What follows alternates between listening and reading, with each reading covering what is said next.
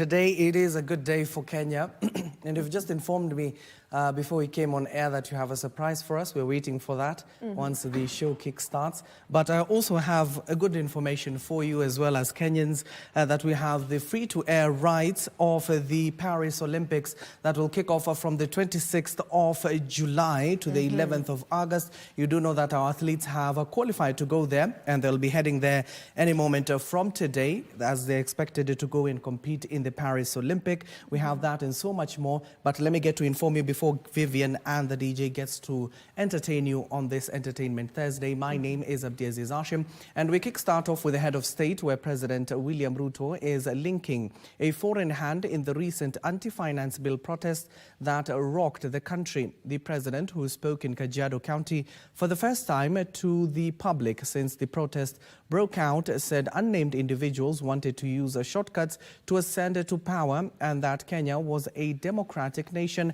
and citizens will have an opportunity in the 2027 polls to make their choices in the ballot. Interrogating the anti-finance bill protest by young people for the first time in public, President William Ruto on Wednesday accused undisclosed foreign powers of interfering in Kenya's political affairs.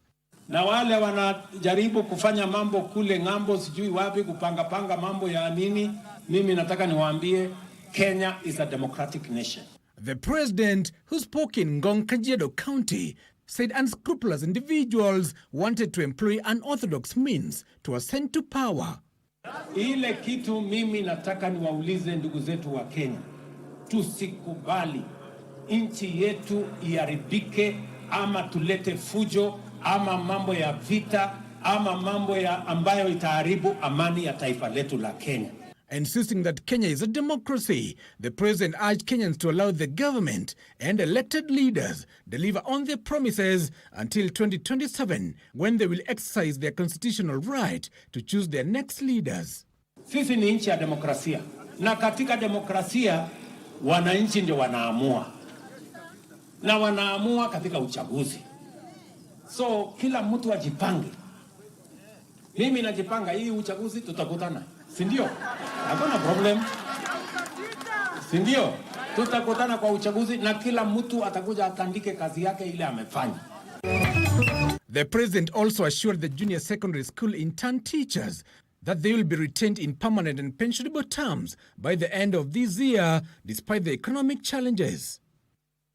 Despite the challenges we have in the finance bill, we are going to make sure that we confirm all teachers under JSS before the end of this year so that they can teach knowing that as we agreed, they will serve under permanent and pensionable terms. Further, President Ruto revealed that the country will transit to new social health insurance fund beginning 1st October this year.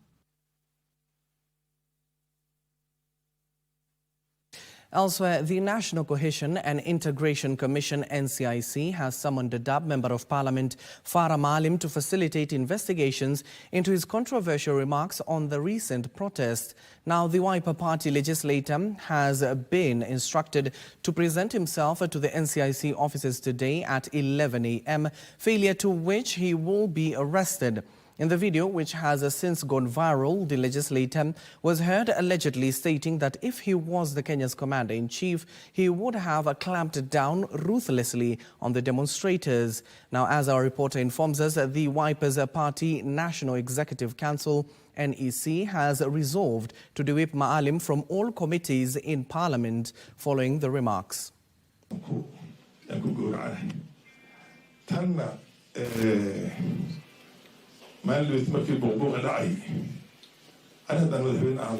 It is a video clip that has attracted widespread condemnation both on and offline.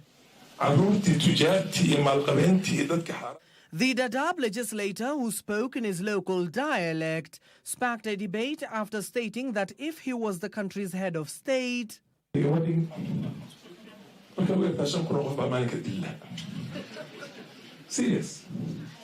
Serious. There's no two ways about it in statecraft. He would have dealt mercilessly with the demonstrators who stormed Parliament during the Finance Bill of 2024 debate. sentiments that has attracted sanctions from the National Cohesion and Integration Commission. The Reverend Samuel Kobia-led commission has summoned the legislator in accordance with Section 27 of the National Cohesion and Integration Act No. 12 of 2008.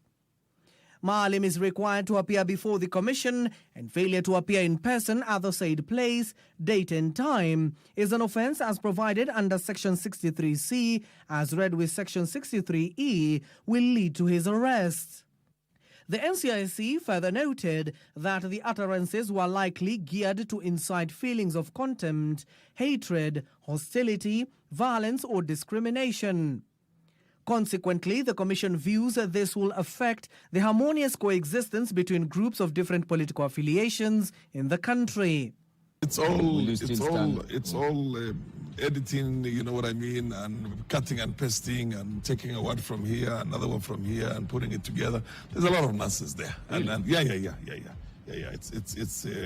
It's Somalis basically who would do that, and for other reasons. I mean, Wiper Democratic Movement. This comes as the Wiper Party has distanced itself from the remarks allegedly made by the Dadaab Member of Parliament Farah Maalim over the Finance Bill 2024 demonstrations. Wiper said Maalim's alleged conduct is against the guiding principles of the party. The Wipers and National Executive Council resolved to de-whip Maalim from all committees in Parliament.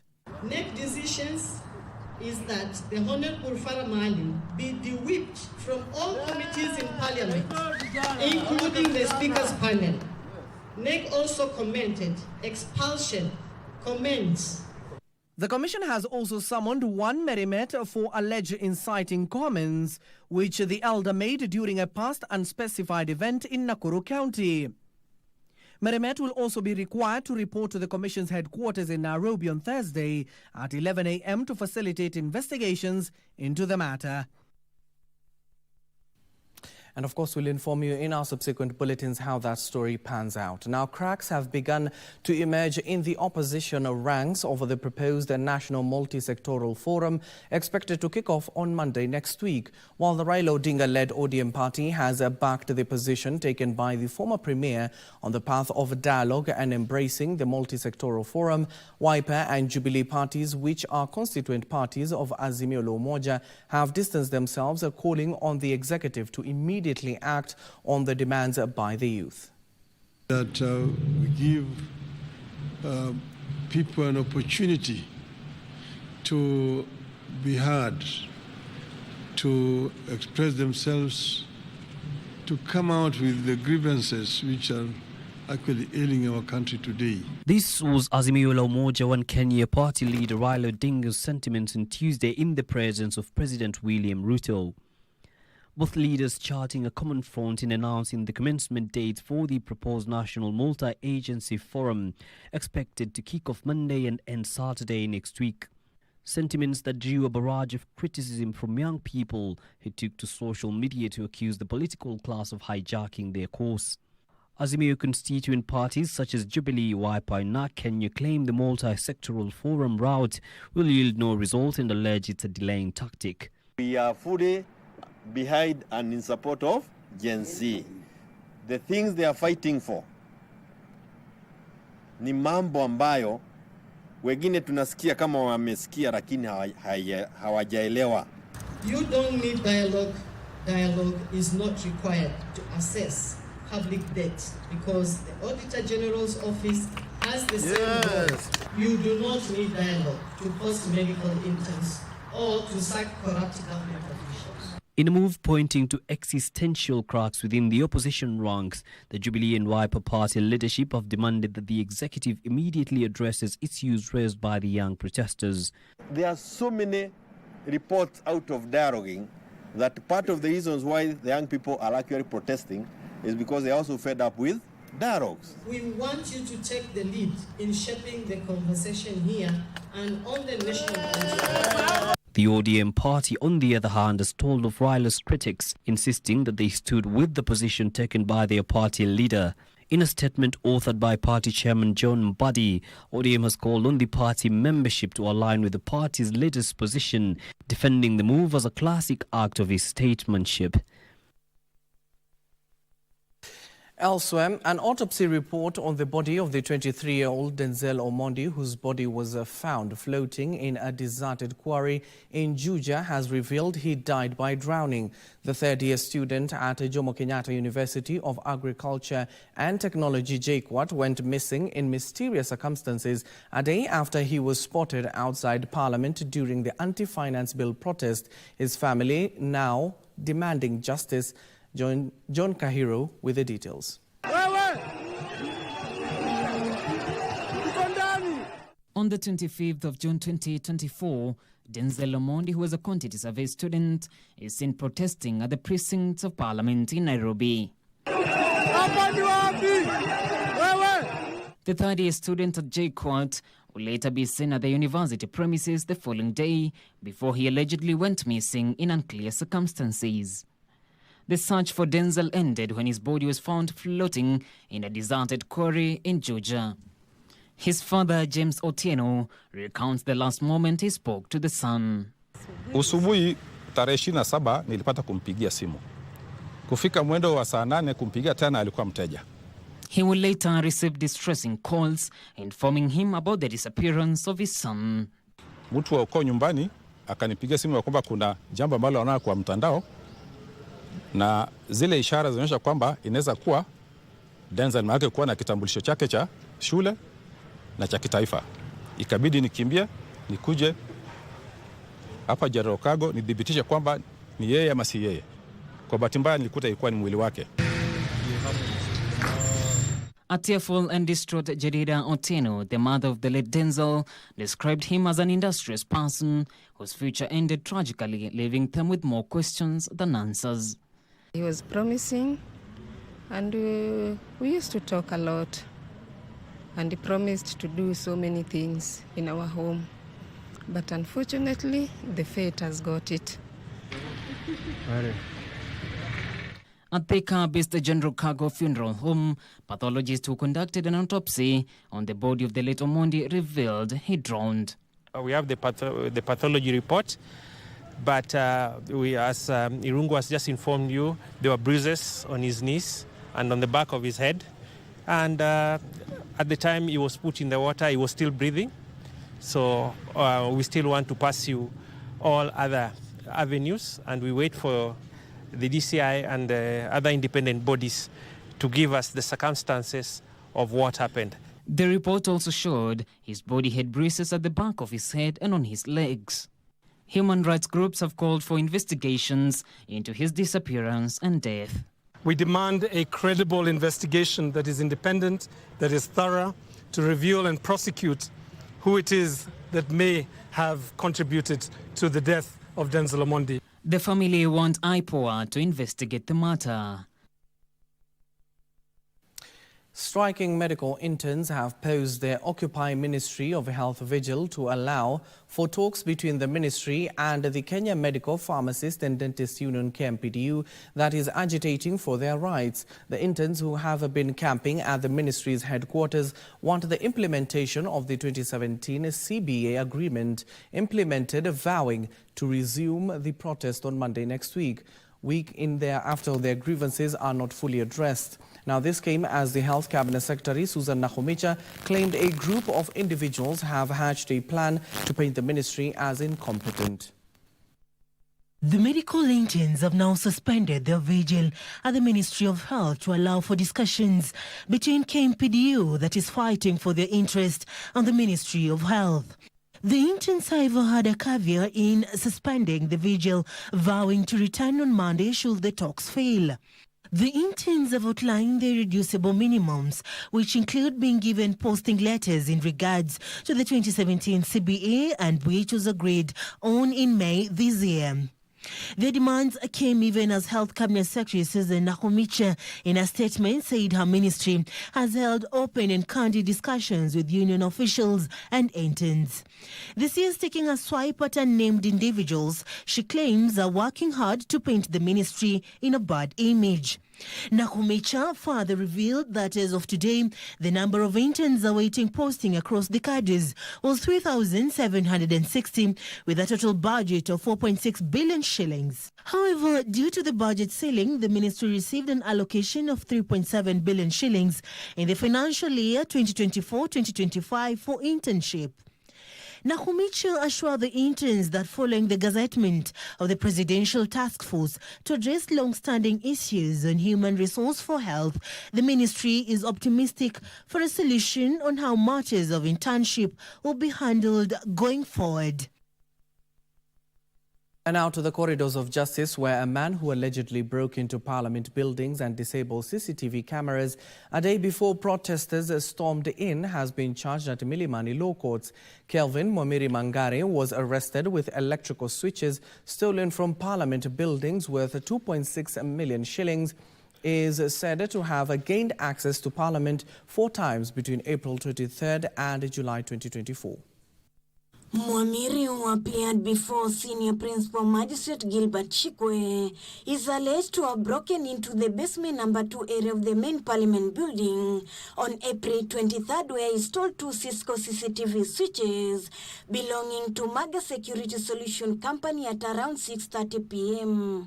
Otherwise, then in the course of stealing, he dishonestly undertook the retention of 1 CCTV switch, Cisco, serial number FOC 25521ZL4 for your own benefit, knowing or having reason to believe them to be stolen goods. Is it true or not? The suspect was also charged with breaking into Parliament on May 20th at around 6 p.m. and stealing more CCTV switches from Maga Security Solution Company. It's coming up because I was pressed on the floor. On the back, I was beaten on the leg, several places, because I had, back in 2018, I had a problem in I was seeing a specialist in neuroscience. So the same day, I was beaten badly. So this side, on my left side, my hearing is not working. Then I can't sleep at night anytime because I have this continuous headache. Mwamiri pleaded not guilty to the charges and was released on a bond of 500,000 shillings. On the same protest, Bretha Man has denied 2 charges of malicious damage and theft of property belonging to KRA offices in Embu Town, amounting to 6 million shillings during the anti-finance bill protest on June 24th, 2024. Kuiba na kwa njia ambayo ni udanganyifu ulibaki na moja kiti nyeusi executive chair na MDF chipboards 7, ukijua na ya kwamba ilikuwa ni mali ya wizi. Anthony Kiige, who appeared before Senior Resident Magistrate Denzel Otieno, pleaded for leniency, claiming he is an orphan living with his grandmother. Mtasikizwa tarehe 16 mwezi wa 10, lakini kutadai kesi tarehe 16 mwezi wa 7 ili upewe makaratasi. Elsewhere, the hearing of a case in which Tana River Senator Danson Mungatana and 17 others are accused of defrauding the county government of Kilifi 51 million shillings has kicked off in Malindi. Gabriel Mukare, a former IFMIS liaison officer, informed the court how 6 companies associated with the lawmaker siphoned money from the devolved unit accounts at the Central Bank of Kenya by fraudulent means. Ruth Wamboi for Good Morning Kenya. Well, this morning, the bench as well as the legal fraternity is in a somber mood following the recent demise of High Court Judge, that is David Majanja, who quickly, before we need to take this short commercial break, the Chief Justice, that is Martha Koome, stated that Justice Majanja will be remembered as a towering figure in the development of our transformative post-2010 jurisprudence and crucial pillar in the institution building of the Judicial Service Commission and the judiciary as a whole. And of course, here at Kenya Kenya Broadcasting Corporation, we do offer our condolences to the family and friends of the late Judge David Majanja. We need to take a short commercial break. Don't go too far.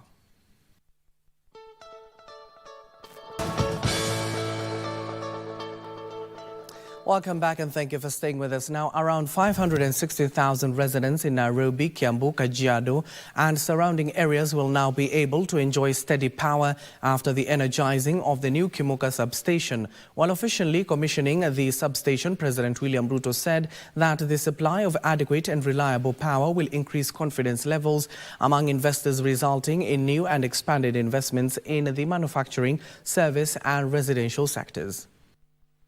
The Ministry of Energy is looking to ensure that the country achieves 100% electricity connectivity and 100% green energy mix by 2030.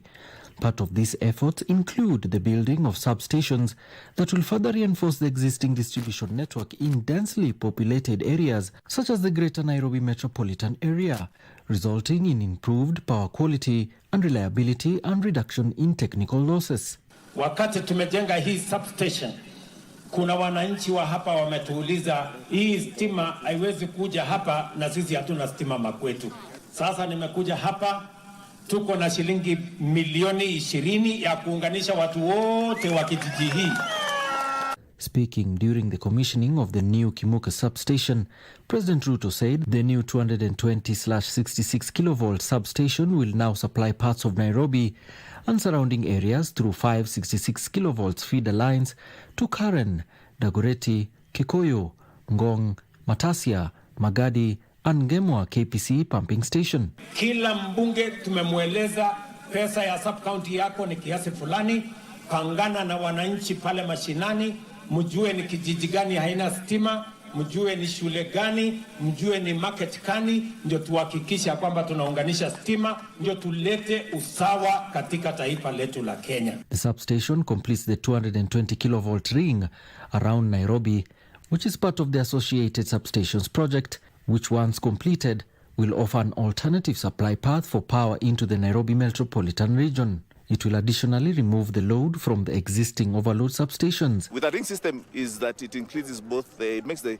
grid more robust, reliable, and also resilient. So if you lose one side of the ring, you can only supply from the other side of the ring. So that's what we have done. The scope of the project involves the construction of 103 kilometers of 400 kilovolt double circuit line from Suswa substation to Isinya substation, rated at 1,200 megawatts, 220 kilovolt substations at Suswa and Isinya, as well as 220/66 kilovolt substations at Kimuka, at the river and Komarok. The Kimuka project has been financed by Agence Française de Développement, European Investment Bank and the Government of Kenya, to the tune of $25 million. The benefit of substations like this one, ring-fenced around the Nairobi metropolitan area, is that residents will experience less disruptions, especially when maintenance of power infrastructure is being undertaken.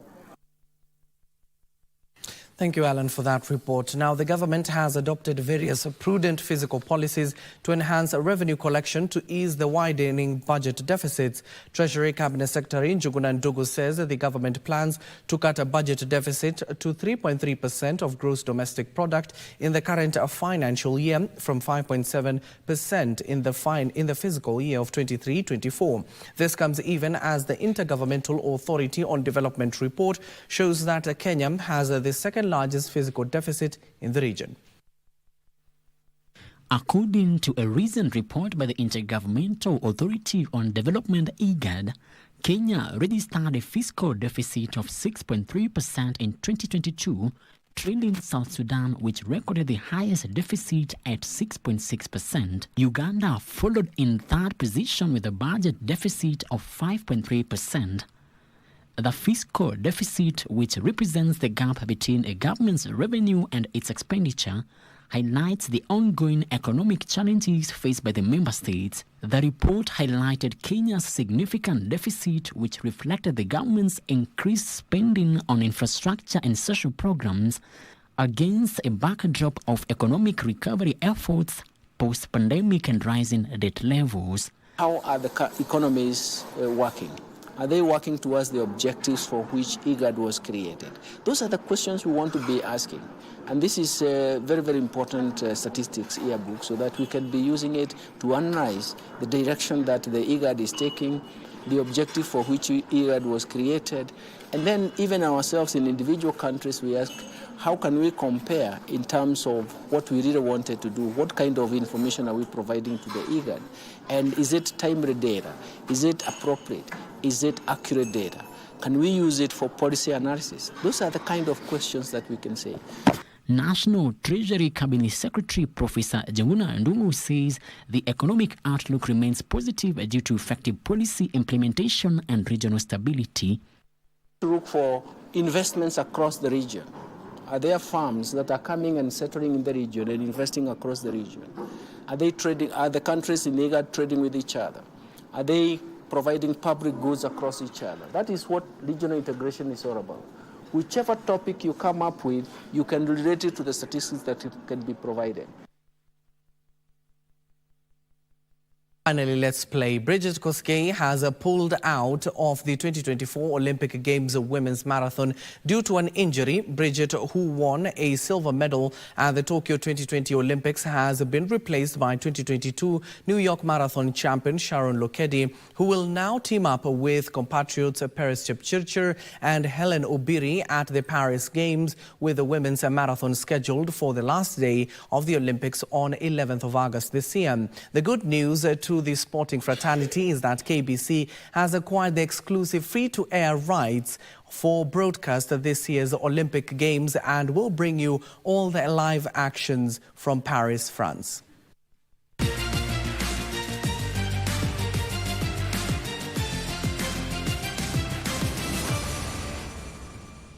Bridget Kosgei has been training for the past 2 months in Eldoret with her compatriots, who include defending champion Peres Jepchirchir, ahead of the Olympic Games. In a statement, the National Olympic Committee of Kenya, NOC, said Bridget sustained an injury while in training and was forced to pull out of the Games. Bridget won silver at the Tokyo 2020 Olympic Games behind winner Peres Jepchirchir and was eyeing her second appearance at the Games, all determined to make it count. The 2022 New York Marathon champion Sharon Lokedi, who was initially named in the reserve team, will replace Bridget Kosgei and team up with US best Helen Obiri and Peres Jepchirchir in Paris as Kenya seeks to defend their title during the women's marathon, which will be held on the final day of the Games on the 11th of August this year. KBC Channel 1 has acquired exclusive free-to-air rights for the Paris Olympic Games.